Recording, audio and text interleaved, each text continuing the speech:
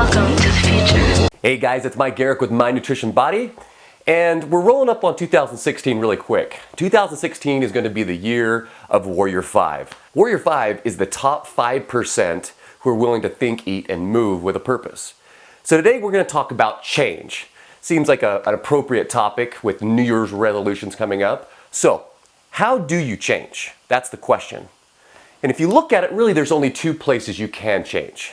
You have your outside world, your environment, and you have your inside world, your thinking or your mindset. We're talking about standards and we're talking about habits. Really, you have to take a standard that you have and you have to raise that standard. But more importantly, you have to back that standard up with habits. It's the habits that actually build and support that standard. So ultimately, the only things that we have control over are our mindset and our habits. Think of it this way, it's systems and patterns. Systems of thinking, systems of eating, and systems of doing. And we run those patterns over and over again until they become habit. It's said that the chains of habit are too weak to be felt until they're too strong to be broken. So we run these patterns day in and day out. So what do we do about this? How do we really change? We decide. We decide to raise our standards in a certain area, in a very specific area. Now this is important because clarity is power. You have to be clear, exactly clear on what you want to change. And ultimately, you can make massive changes, but it starts with very clear, small changes. Very clear, small changes, the 1%. But once we decide, that's not enough, because decision and making the resolutions, actually planning the goal, that's a conscious way of thinking. That's your 2%. It's the subconscious or the habits that really are the power behind changing, true change. So once we make the decision, which is where it starts, making a true decision and having that standard, raising that standard up, we have to back that standard up with habits. Every year, about 40% of Americans will make some type of New Year's resolution. And guess what? Of that 40%, only about 8% will actually achieve their goals for that year. Why is that? Have you ever asked yourself, why is that? Why do we do that? Why do we set goals and then we fail? We set goals and we fail. Well, it's because the real true power in achieving goals is conditioning. It's the habit. You have to literally create a new habit. So let's talk about that. Really, there's only one way to create a habit. Repetition. Repetition. Repetition. Repetition. We're talking repetitions like reps in a gym. Like when you go to the gym and you work out, if you go in there and you just do a few curls, all right, that's not going to build big biceps. You have to go in there day in and day out, and you have to grind those repetitions out. You have to overcome the obstacles. You have to overcome your biceps' ability to resist. You have to overcome those challenges, and you have to keep going until that bicep actually changes and grows. And really, that's the key right there. It's the repetition. It's resolving to keep up the repetitions until you reach that goal. Now here's something really interesting. It takes at least 1,000 repetitions to set a neural pattern. So when you go in and you learn how to do, let's say, a proper bench press, if you go in and you do it improperly for 1,000 times, well, that's great. Now you know how to bench press improperly. So in order to form an actual pattern, it takes up to 1,000 repetitions. But guess what? In order to change a pattern that you have already developed, so in order to break an old habit, it can take up to 10,000 repetitions or more. If we truly understood the term resolution, we would know that it means to resolve something. And when you resolve something, it means you keep going, you keep failing until the old habit or pattern or system becomes the new pattern or habit or system. You keep failing forward until you learn the new way or you create a new habit. It's the 10,000 repetitions. 10,000 repetitions. Think how long that takes.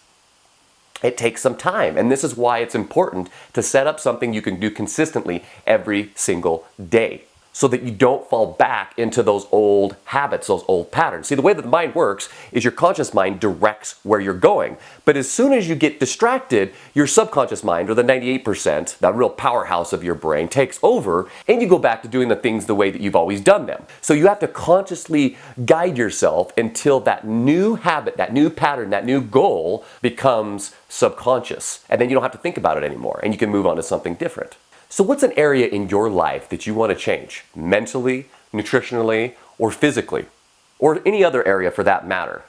And take that area and think about what your standard is in that area. What is your standard? What is the pattern that you're running right now? And then, what are the habits that are actually backing up that standard? Now, what is the new standard that you want to incorporate, that you want to upgrade in your life? And most importantly, what are the new habits that you're going to have to run on a daily basis to condition that new standard?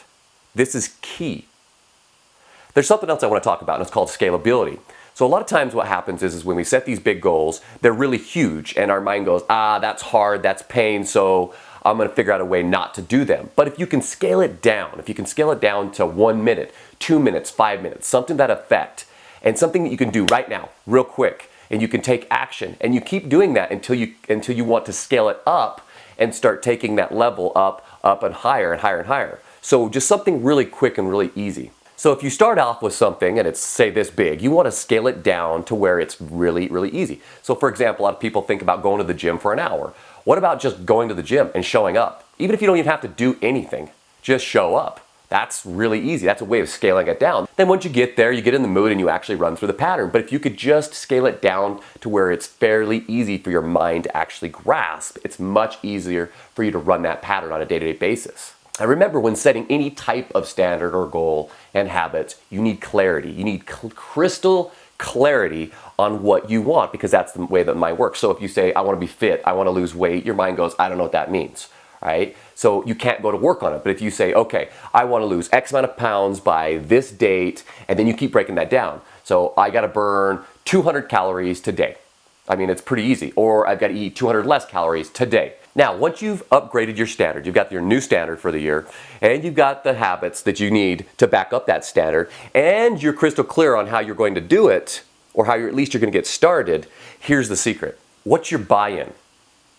You see, when I created Warrior 5, I realized that there needs to be an accountability factor, and I created something called the buy-in. What is your buy-in? What is going to hold you accountable? As adults, there's not very much that holds us accountable. So when it gets hard, when it gets difficult, we just quit. And we justify it by these other values of those things that we've got going on in our life. Like, it's my kids, it's my wife, it's my job, it's this and this and this and this. But ultimately, we need to hold ourselves accountable. So what is your buy-in?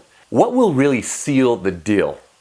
What will burn your bridge? Right? What will prevent you from going back to your old habits?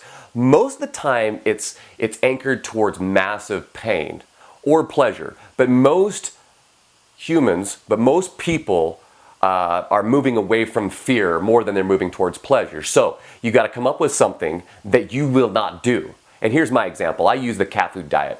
I heard Tony Robbins talk about this a long time ago, and I've used this successfully. In fact, I'm doing it right now.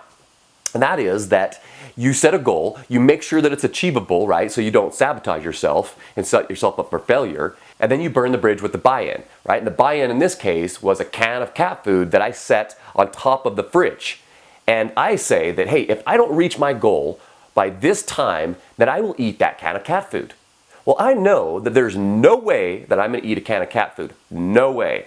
So that every time I think that I'm going to slip and I'm going to actually slide back into my old ways, I remember that can of cat food because it's sitting right above my fridge before I even get into the fridge. So what's something that's painful for you? What is something that will seal the deal, that will burn your bridge? You can think about it. It's different for everybody.